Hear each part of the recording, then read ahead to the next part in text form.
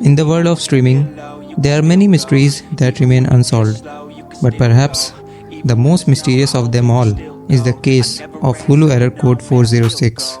Many have tried to solve this mystery, but the error code continues to baffle even the most tech-savvy individuals. Some say that the error is caused by a glitch in the matrix. Others say that is a secret code left by aliens trying to communicate with us.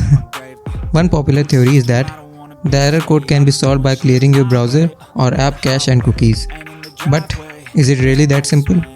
Another theory is that the error code is caused by a disruption in the space-time continuum. But could it just be a poor internet connection? Some believe that the error code is a sign of an impending apocalypse.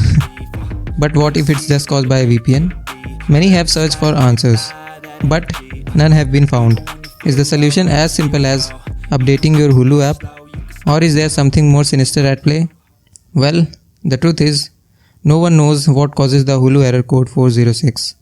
But one thing is for sure, once it appears, it will never leave you alone. Stay searching.